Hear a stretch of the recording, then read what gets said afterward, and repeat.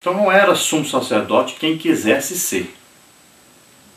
Talvez hoje nós vemos na igreja muita gente assim, que entra para o ministério, muitas vezes porque ele quer. Então, tem gente até que faz uma exigência, né, de entrar para o ministério. Mas o ministério e também aqui o sumo sacerdote, né, e também todos os seus auxiliares, então foram escolhidos diretamente por Deus. É uma escolha de Deus. No Novo Testamento a gente vê que aquele que é escolhido para o ministério, Deus confirma a sua escolha, né? Como Paulo, por exemplo, diz que o seu apostolado foi confirmado então por Deus. Com o quê? Com sinais, prodígios e maravilhas. Pedro, no dia de Pentecostes, diz que Jesus foi confirmado por Deus entre eles. Então o ministério de Jesus foi confirmado com o quê? Com sinais, prodígios e maravilhas. Então Deus confirma que é Ele que escolheu. Então a escolha de Deus. Jesus mesmo disse que o Pai o enviou. Então olha só. Arão foi escolhido por Deus. Jesus foi escolhido por Deus. Mas veja bem que Arão vinha de entre os homens. Jesus não veio direto do céu. Entrou na terra, como todo homem, através do nascimento de uma mulher. Mas ele foi concebido pelo Espírito Santo. E nunca pecou. Então olha só, é muito superior Jesus, o nosso sumo sacerdote. Não só o nosso sumo sacerdote, mas o nosso grande sumo sacerdote. E aqui o autor vai falar, não ainda detalhadamente, porque vai falar mais para frente, nós vamos estudar sobre isso, mas ele fala que Jesus pertence a um sacerdócio superior ao de Arão. Porque Arão foi constituído de entre os homens e Jesus, o sacerdócio dele é da ordem de Melquisedeque.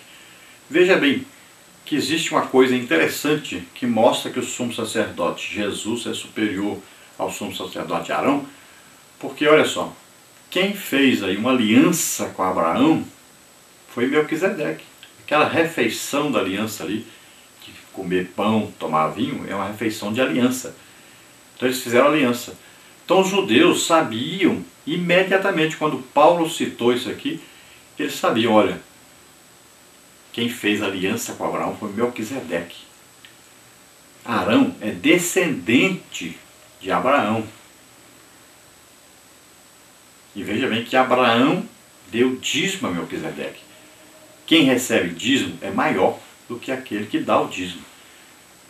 Então eles tinham que reconhecer que havia uma aliança de Abraão com Melquisedeque e que Melquisedeque era superior a Arão.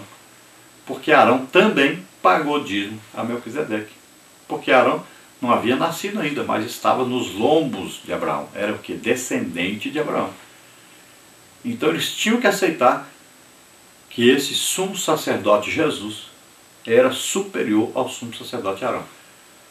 Porque o sacerdócio de Jesus era da ordem de Melquisedeque, que recebeu o dízimo de Abraão e fez uma aliança com Abraão. E Melquisedeque era chamado aí, rei de Salém e também sacerdote do Deus Altíssimo. Na parte 2 nós temos aí um sacerdócio superior quanto ao serviço. Tópico 1, pela realeza e o propósito pelo qual viveu. Tópico 2, pela vida santa que possuía. Tópico 3, pela submissão que demonstrou. Tópico 1, então, pela realeza e o propósito pelo qual viveu. Em sua exposição sobre o sacerdócio de Cristo, o autor combina o Salmo 2, versículo 7, com o 110, versículo 4. Essas citações servem para o autor sacro argumentar a favor da filiação divina e da realeza do sacerdócio de Jesus. Respeitados especialistas em Antigo Testamento ressaltam que o tipo de Messias que os judeus da época de Jesus esperavam era de natureza político-religiosa.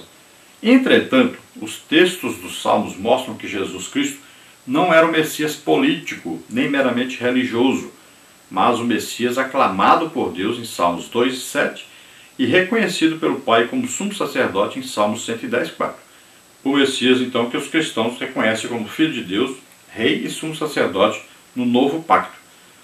Nosso Cristo, mesmo sendo Filho de Deus, não glorificou a si mesmo, nem tampouco buscou honra para si, mas exerceu o sacerdócio por meio da vontade do Pai. Filipenses 2, de 5 a 7. Então esses dois salmos falam aí: tu és meu filho, hoje te gerei. Deus dando testemunho de Jesus como Filho de Deus. Isso aí, tanto quando Jesus nasce aqui na terra como homem. Então, tu és meu filho, hoje te gerei. Agora como? É Deus mesmo, mas agora o quê? É um homem vivendo na terra. E quando Jesus morre e ressuscita, que vai entrar no céu, quando é falado, abram-se os portais eternos, que aí vem o Rei da Glória. Quem é esse Rei da Glória? Então veja só, quando Jesus entra, está dizendo, olha, este é meu filho, hoje te gerei. Então um homem, um corpo humano glorificado, entra no céu. Então este é um filho gerado por Deus, esse num corpo humano. Não o Jesus Deus, porque Jesus Deus, como Deus, não foi gerado, ele é Deus. Antes de existir qualquer coisa, ele já existia, estava sempre com Deus. Mas, num corpo humano, então Jesus tem início de dias, quando nasceu na terra. Por isso é falado, é gerado. Então, nesse corpo humano, ele foi gerado. E veja só, se ele foi gerado num corpo humano e é Deus, então é muito superior a Arão. E depois nós vamos ver o outro salmo que está falando de Jesus ser sumo sacerdote segundo a ordem de Melquisedeque. Então a ordem superior à de Arão. Por quê? O que a Bíblia vai dizer sobre Melquisedeque? Sem início de dias, sem fim de dias. Isso indica o quê? Uma eternidade. Outra coisa, nesse sacerdócio não tem filho herdando. É um só que herda, é Jesus Cristo, só ele.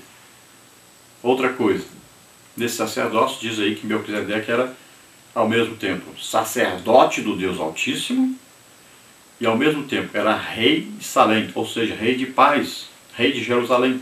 Arão nunca foi rei, era só sumo sacerdote. Já Jesus herdou tanto o reinado, então rei, e também o sacerdócio. Então era mais perfeito do que Arão, era superior a Arão. Quando o autor, então, aos Hebreus, menciona Cristo, o Messias, então ele vai falar sobre o Messias com um ministério diferente daquele que os judeus esperavam.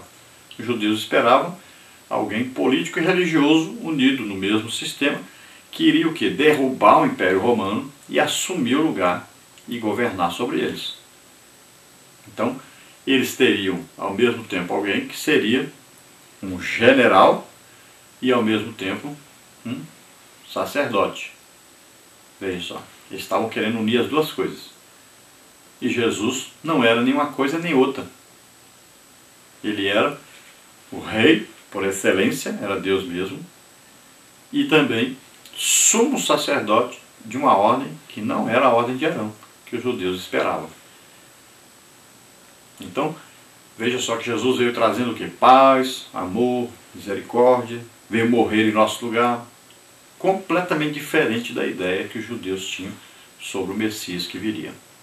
Porque a ideia que eles têm sobre o Messias, ela vai realmente se cumprir, mas vai ser lá no milênio. Quando Jesus vier no final da grande tribulação, ele vem realmente como um rei e sacerdote para reinar sobre eles. Ele vem aí, ele virá exatamente como aí o religioso e também o político.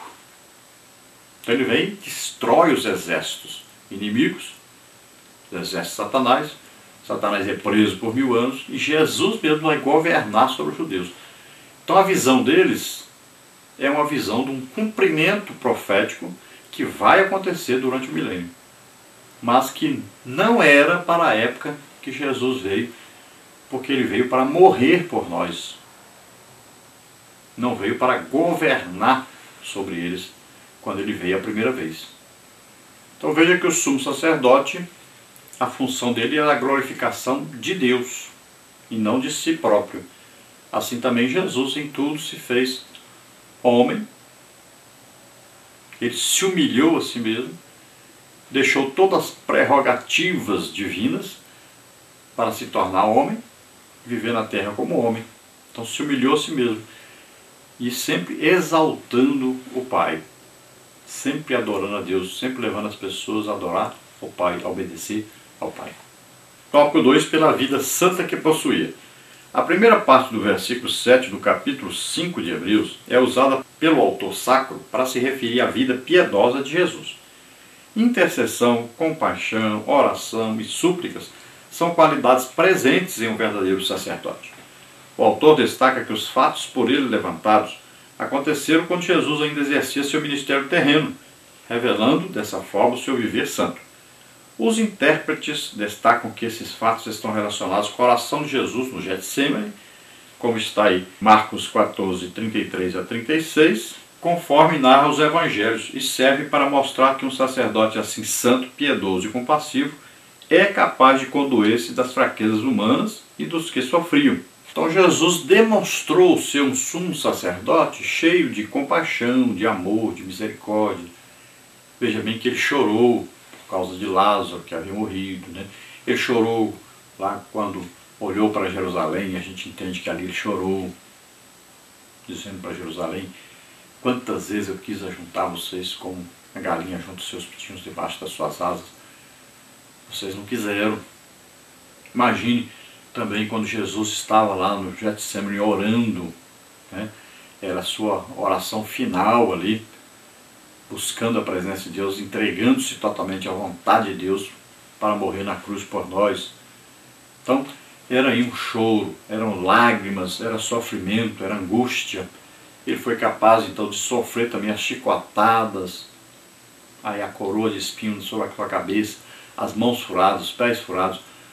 Tudo isso é sofrimento muito maior, muito superior que Arão.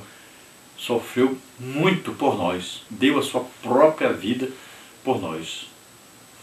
Então Jesus demonstrou em tudo que o sacerdócio dele é superior também nessa parte de compaixão, de amor, de misericórdia, de intercessão, de sofrimento em favor da humanidade.